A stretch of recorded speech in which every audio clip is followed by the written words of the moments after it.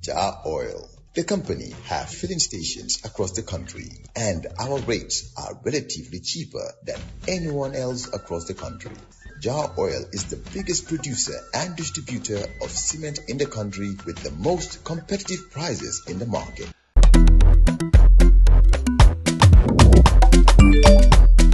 Axel jam si Wave. Yo, Abla, yo luta do dede. Luta mo nulo jël moto nga andil ma xaalis. Hello? Ano lay waxal? Bësal mu fine. What? Bësal mu fine. Oh, yes! Wave Axina Gambia. Deposit and withdraw money, pay bills and buy mobile credit without fees. Transfer money wherever in the country for only 1% fee. Ak Wave. Bësal mu fine. Wave. Your money is yours. On Monday, the 18th of August, 2025, this is Coffee Time on West Coast Radio. I am Peter Gomez. Now let's meet guest number 2, a potential candidate in the upcoming 2026 presidential election in the Gambia. He's the founder and leader of what is known as the Alliance for Democracy and Development. Ladies and gentlemen, Mr. Malik Kamara. Welcome to Coffee Time, Malik. Mr. Peter, good morning from myself. Good morning from members of Alliance for Democracy and Development, the ADD. We congratulate you for having and giving us time in your wonderful studio program called Coffee Time, in which we will want to express clearly about the purpose, the vision, and the mission of Alliance for Democracy and Development. As I said, I am Malik Kamara, originally Farafene, a person of Badibu, currently resident at Brusubi Estate, Phase 1. Thank you very much. In brief, that's me for the meantime. Tell us more about yourself. How did you come into politics? Thank you, Mr. Peters. Coming into politics have been a long embedded desire since I was as far back as a child of 13, 14 years. These were the days when Sadauda was president, before President Jawara. Talk less about the current president, Adama Barrow. You mean before President Jammeh? Even before President Jammeh, Mr. Peters, I had the burning desire to participate fully in the partisan politics of my country, to be among the agents of shaping the direction of our country socio-economic wise. And why was that? Why did you have this desire?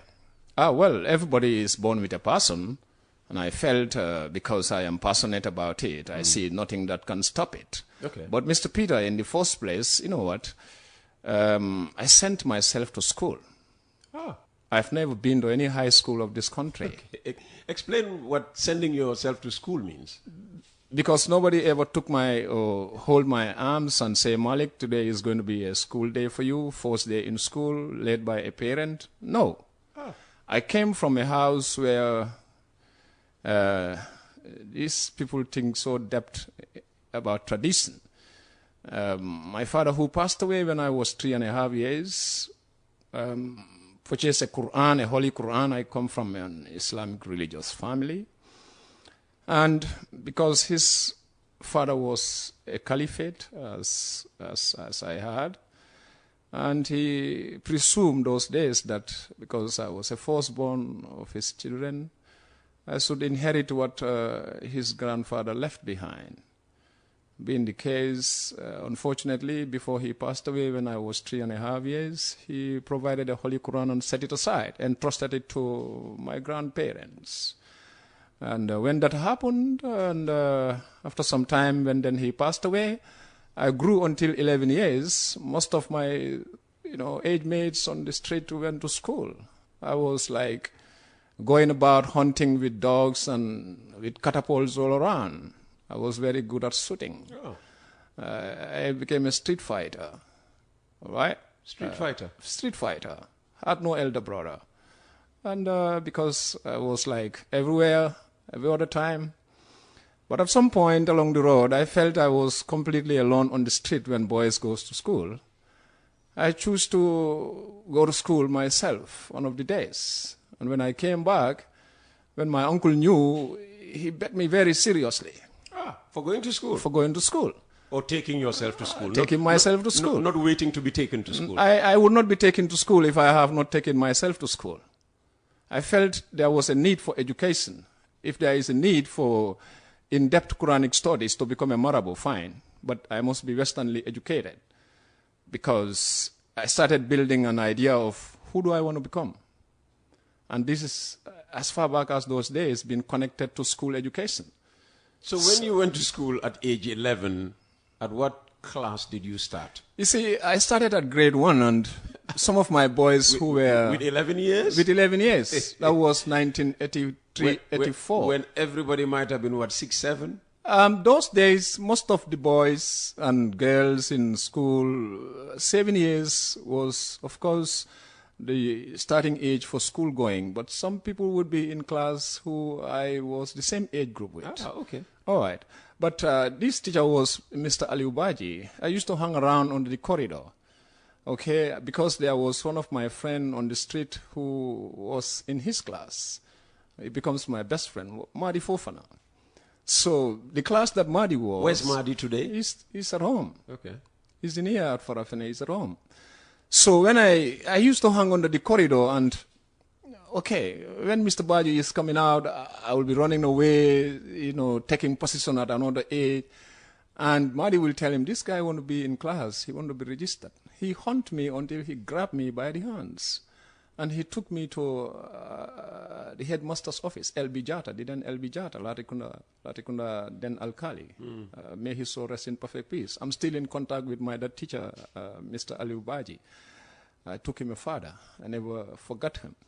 So Aliu Baji took me to LB Jata's office, and they wrote a letter and gave me and said, you should pass this to your uncle or any of your parents to bring you here. We're going to register you. When I reached home with that letter, I was seriously beaten. Of course, I was seriously beaten, and the next morning I have to jump over the fence. Why were your parents or your guardians against Western education? No, it's because what my father entrusted to them before his demise, that I have to specialize by reading the Quran and nothing else.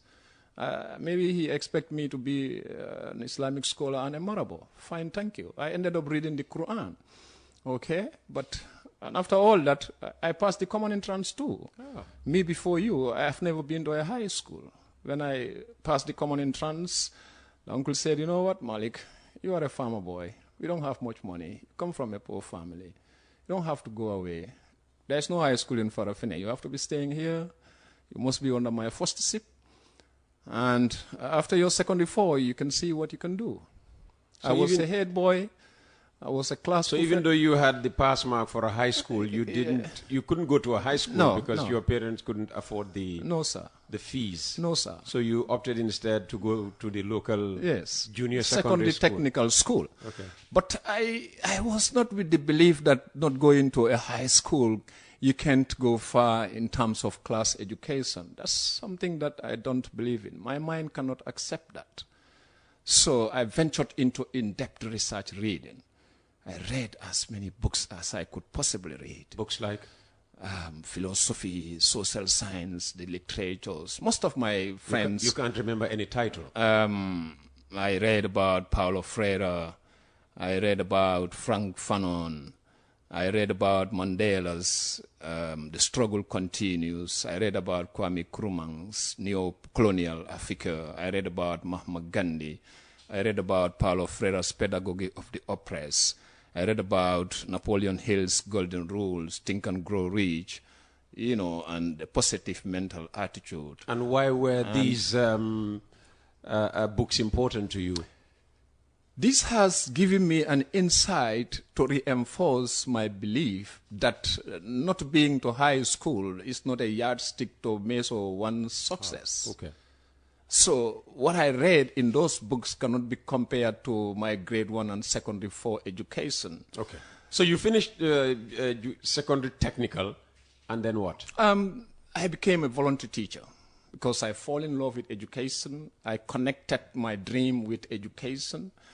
I decided to become a voluntary teacher at Latikuna Sabiji School in 1994 September. That was the time I just Latikuna completed. Sabiji School. So you would go and teach for no money? For no money. This took place for about 5 years. And that was okay? Yeah, of course, because I was not married and I took opportunities. I took education to be an opportunity, connecting it with my because you were not married, you were not bothered about not being paid a salary? No, because my future is connected with education and the possibility of going to higher institutions for professional courses. I need to fertile my grounds of higher education opportunities. This is why I ventured into in-depth reading, like I said. I borrowed books from brothers who studied in Malaysia. I read several books from one Sajo Bayan, he's now in England. I borrowed books from Halifa Saleh, so many diverse materials. I used to go to the National Library to borrow books, Wellingara Library. I choose education to be my best friend. Okay. As a result, after some times, then I ventured into professional studies. I entered the Management Development Institute in 2006. Because I was not a high school student, and the then Dr. Sasindur thought that probably those who have not been to high school needs what you call entrance exams. When I heard the saying about entrance exams about us, I celebrated it because I didn't see what they will be questioning me, which I cannot credit. Oh, right. Interesting. So I studied. Okay. Proceed. You want to ask? No, go ahead. Yes. That was 2006. I passed that exams and I was given admission, and the money was about $8,900 for certificate. I resigned from my employment. What employment? I was a security receptionist with the Teachers Credit Union. Oh, okay. I decided to move my family back home. From voluntary teaching to being a security receptionist at the Gambia Teachers Credit Union. Okay. So you resigned? I resigned. Then used your savings to pay for your course at the MDI. I relocate my family to go back home. So by now you were married, because remember the last time we spoke, you said you were unmarried. This was why you were doing voluntary work as a teacher. Yes. So by now you had... I'm a family man. I'm a father with alhamdulillah. That was very quick. Yes. I'm married now. Okay. I'm a father.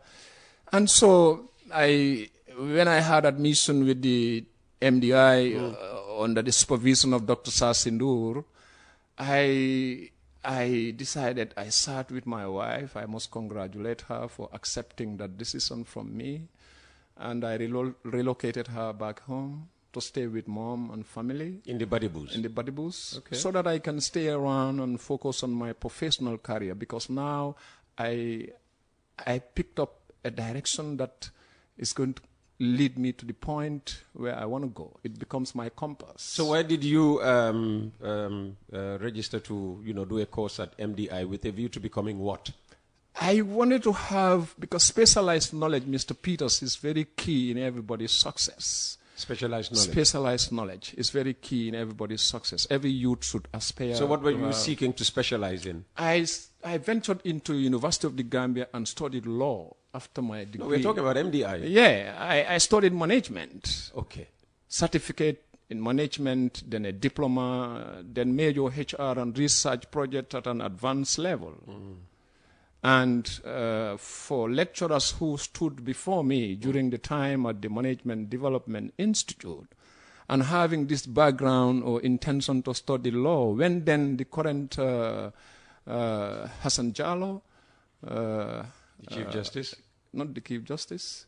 Oh, yes, the Chief Justice, sir. The Chief Justice. Okay. The Chief Justice. I misrepresented with the Attorney General.